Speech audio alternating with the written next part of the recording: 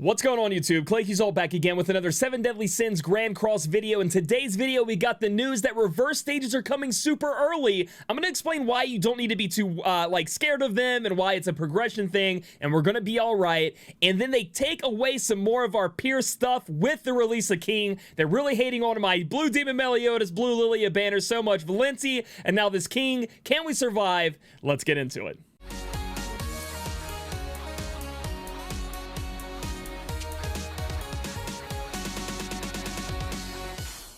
Alright guys, over on the official Netmarble news page, first off, we're getting Chapter 10, so some new challenges, some new bosses to take on, and some new rewards to grab onto. I know a lot of us are needing those. Next up, they talk about SSR Harley Quinn King the Fairy King coming out. That's going to be Green Skinny King, and that's going to be another Pierce hater, kind of like Valenti was. We'll look at his passive and look at the unit overall. Going to be more of a PvP unit, in my opinion, than anywhere else, as where Valenti can kind of do a lot of stuff in PvE. And then reverse stages are coming, and guys, reverse stages is essentially where you guys get to go into the story mode, play it over again, but this time you're playing it as the bad guys. But you got to have the bad guys as units.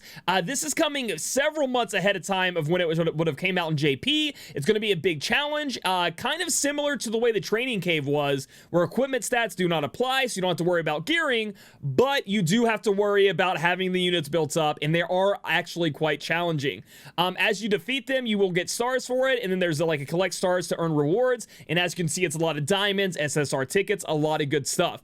And I've heard horror stories of people being so worried about this because it's coming such ahead of time that it's going to be very difficult for people to actually be able to beat it. Free to play, dolphins, whales are going to have a better time of this, or people who have really built up their box will have a much easier time. But here's the thing though, it is not something that goes away anytime soon. It is a limited time, it is not a limited time event. So you can have this here to do anytime you want. I think when games add, a lot of people are worried they added it too soon. They're making a mistake. Guys, a lot of people are saying they're getting bored with the game. They want more content. This kind of content is what every mobile game needs. Some kind of challenge, some kind of trial, some kind of hardship to fight that is not limited, so free to play or your middle tier players can't beat it right now. They have a goal to work on too. So when I go in these reverse stages, if I see I don't have X unit built up, or I don't even have X unit yet, I know weekly when I do my pulls, I could be looking for that unit, or I could be leveling up X unit and making them stronger and awakening them to work to beat the stage.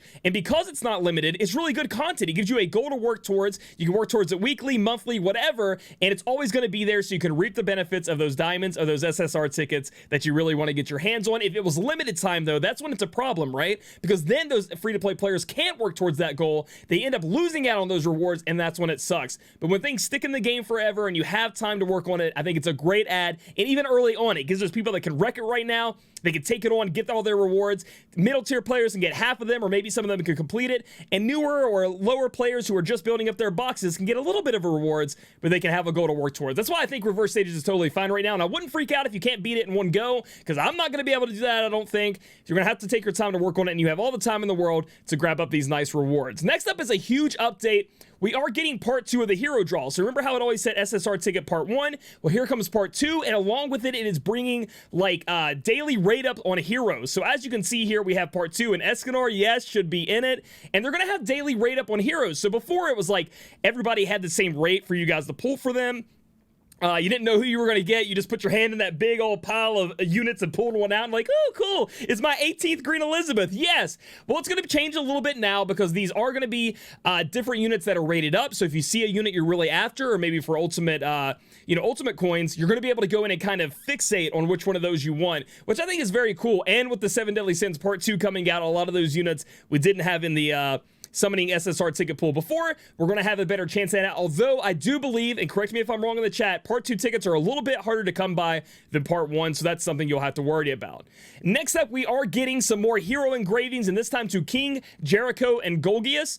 I think that King is a prime target, and like the targets I think that are out right now that you may want to consider you are gearing are King, obviously. I mean, King's just an easy one. Valenti, and then Lilia. Those are great choices here. I think I'm still having my foot on the brakes when it comes to UR gear, just because they cost so much. It's so limited resources, or it costs awakening stones and stuff like that to do it. However, those 3 things I just talked about, those 3 units are great. I mean, there's going to be like Meliodas in the future.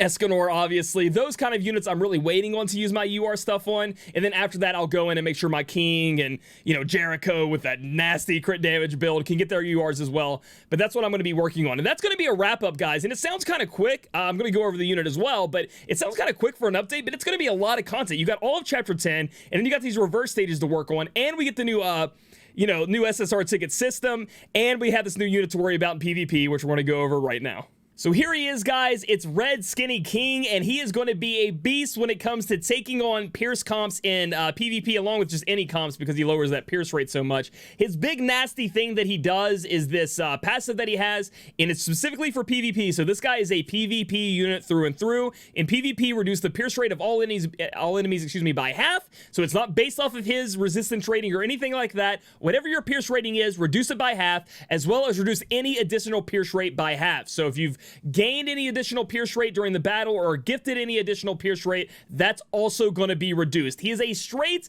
counter to Pierce rate teams, kind of like Valencia was, and he packs a serious punch as well.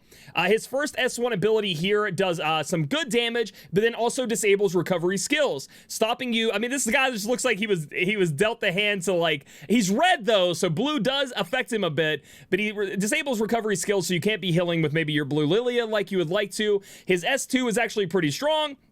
Explode damage equal to 100% of attack on all enemies. Explodes after 2 turns. If you rank that up, it can get up to after 1 turn and 200% of attack. And it's essentially a double attack in a way. It'll do its first damage initially and hit you, and then it'll explode additional damage equal to 100% of the damage dealt after X turn. So after 1 turn, it's going to do even more damage. So if you think about that, it's like double attacks. It's essentially the explode mechanic is double attacks on somebody, which sounds ridiculous, and it can really hurt after a while. It seems like it's going to be a really, really good ability here, and from what I've heard. And then last but not least, we all know about King's ultimate here. It's essentially the same as the other Kings. Inflicts shatter damage, so ignores your resistance that you have, and deals X amount of damage, and it's AoE, so it's going to be doing a lot of damage. So overall, guy is insane when it comes to PvP because of this passive reducing Pierce rate. Even if you're not facing someone that is a Pierce rate meta champion like Blue Lilia or let's say Blue Demon Meliodas, he still is going to be reducing your damage because he's taking away a lot of your Pierce that you have. Half of it is deleted. Green Escanor, for example, has a ton of Pierce rate. It helps out his damage a lot. Take half of that away just because that's my passive. You're not going to be able to use that anymore.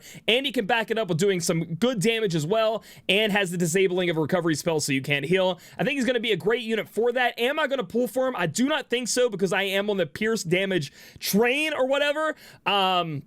But man, am I running out of freaking energy stamina pots. I used so many during that salvage event that I only have like 30 to my name right now. So I may end up having to pull a little bit. We'll see what the banner is like and what the off-banner units are. And we may mess around a little bit and try to get Red Skinny King here on stream. But I think he's really good, like I said. And for the people out there that really don't have Blue Demon Meliodas or Blue Lily and just kind of want to fight that off, this is an answer for you as well. So I want to apologize first and foremost for my absence. I've been gone for a little bit. And sometimes I have to take breaks from content creation. If you're not new to my channel, you know I do that from time to time, but I really appreciate you guys sticking by me for as long as you have, or as long as you will be doing it. Love 7 Deadly Sins, love FFBE, love War of the Vision, so I'm going to continue to have that content on my channel, and I'm going to do the best I can. Also, this screen right here kind of shows my whole browser, but it's just the way it was. I started recording and hit the wrong scene, but I think it's going to work out anyway, and I hope you guys don't mind. You can kind of see my thumbnails here, or my bookmarks here, and kind of see a little into the life of me and what I kind of like to click on. But if you guys like this video, give it a thumbs up. Comment down below how you feel about Red Skinny King, and if you're going to take him into PvP and try to,